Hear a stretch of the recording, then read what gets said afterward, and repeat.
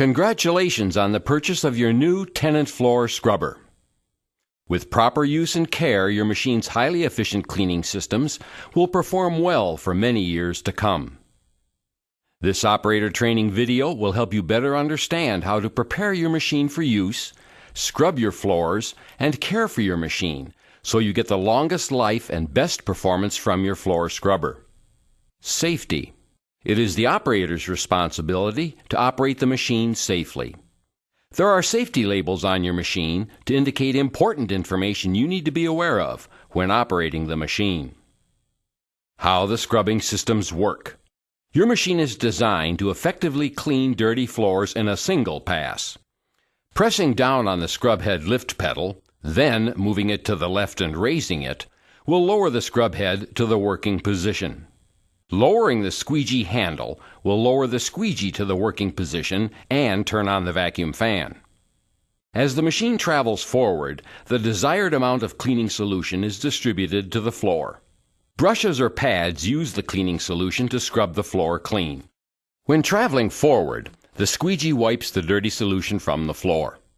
The scrub vacuum fan then draws the dirty solution collected by the squeegee and deposits it into the recovery tank.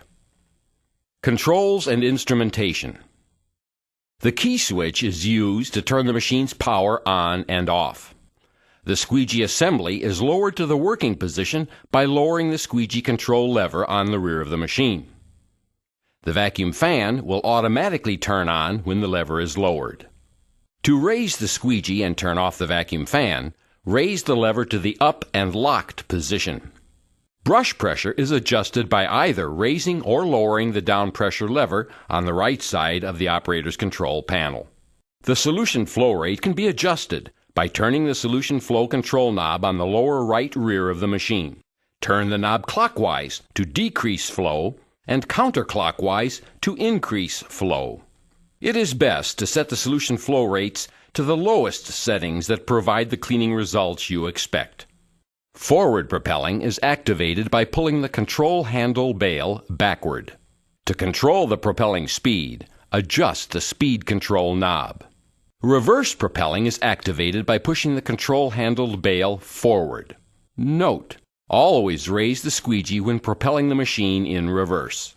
The battery charge level indicators show the amount of charge remaining in the batteries. When the batteries are fully charged, all indicator lights are lit. As the batteries discharge, the lights turn off from right to left.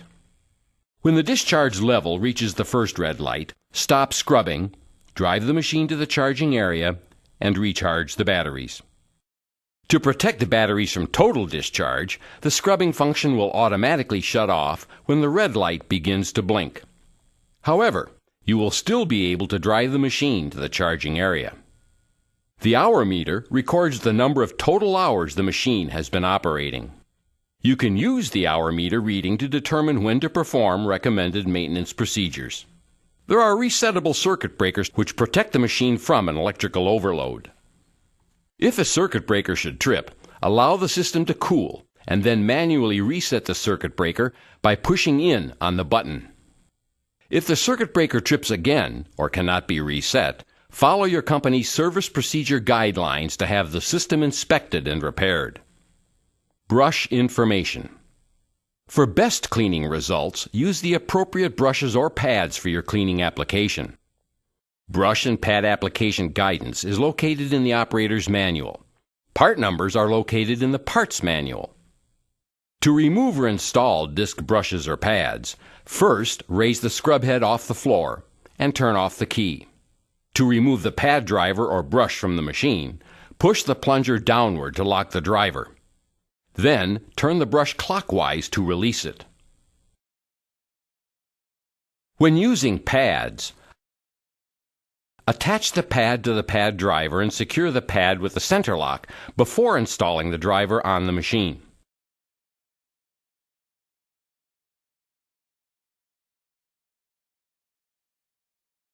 To install the pad driver or brush on the machine, push the plunger downward to lock the motor hub, align the brush with the motor hub, raise it up, and turn it counterclockwise to secure it.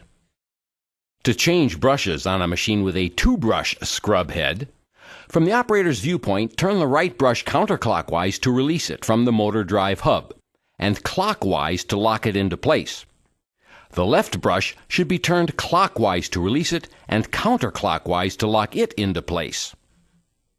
Replacing or rotating squeegee blades.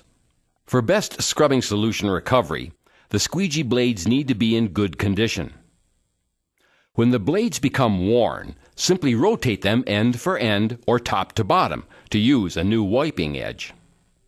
Replace the squeegee blades when all the edges are worn. To replace or rotate the squeegee blades, first remove the squeegee assembly from the machine by removing the vacuum hose and loosening the retainer knobs.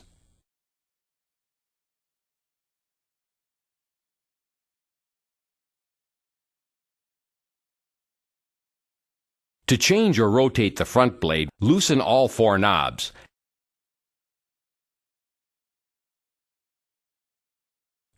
Next, loosen the band clamp and remove the band from the squeegee assembly.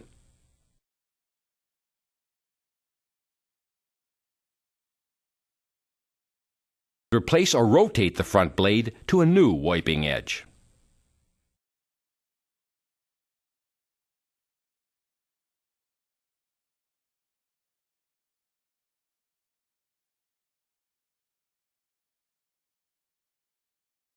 With the blade installed, secure the outer 2 knobs.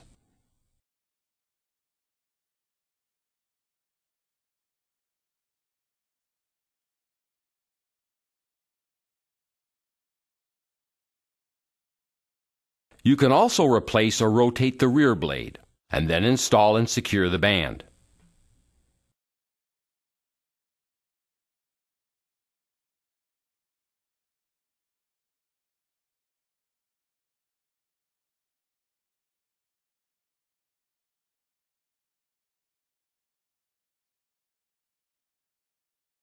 Finally, install the squeegee frame on the machine, secure all 4 knobs, and connect the vacuum hose.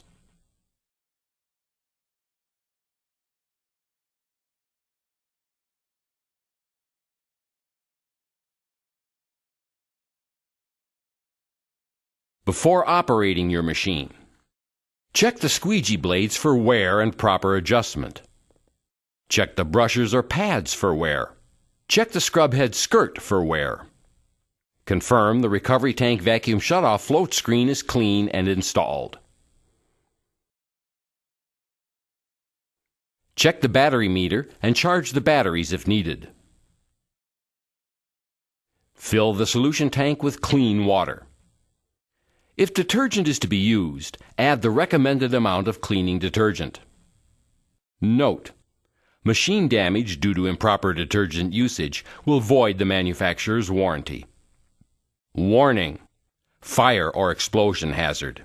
Never use or pick up flammable liquids or reactive metals. Scrubbing with your machine. Pick up any large debris, plastic wrap or string that may become wrapped around the brushes, and sweep the area before scrubbing to help prevent streaking or damage to your machine. Turn the key to the on position. Press down on the scrub head lift pedal. Move it to the left and raise it to lower the scrub head to the working position. Lower the squeegee assembly to the floor by lowering the squeegee lift lever. Pull backward on the control handle bail and begin scrubbing. Note: a slow walking speed and scrub path with a 2-inch or 5-centimeter overlap will provide the best cleaning results. If you are using conventional scrubbing methods, you can adjust the solution flow control knob to the desired flow rate. Attention! Do not operate the machine on inclines that exceed 5% or 3 degrees. Caution! If excessive foam appears in the recovery tank due to too much or the wrong kind of detergent, vacuum motor damage can result. To prevent vacuum motor damage, pour a foam control solution into the recovery tank.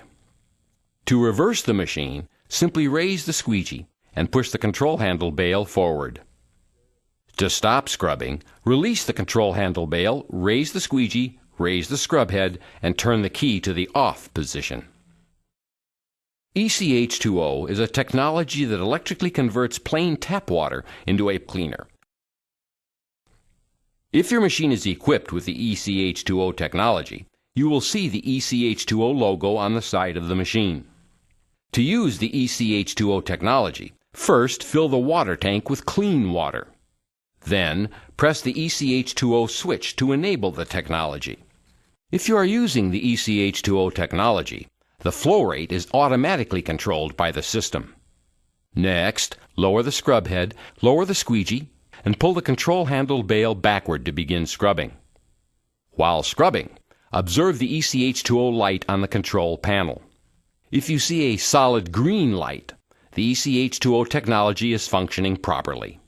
If the ECH2O light is flashing red, or a solid red, refer to the operator's manual for more information and follow your company's service procedure guidelines. Draining and cleaning your machine. After each use, the tank should be drained and cleaned. Transport the machine to the disposal area and turn the key switch off. To drain and clean the recovery tank, hold the drain hose upward, remove the cap, and lower the hose to the drain.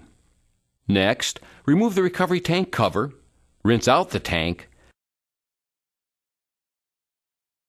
then clean the vacuum shutoff float screen.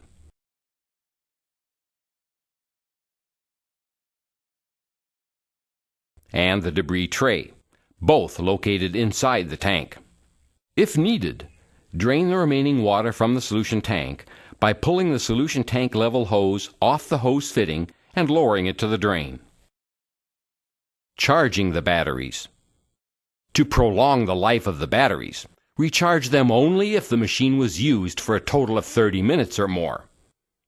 Do not leave batteries discharged for lengthy periods.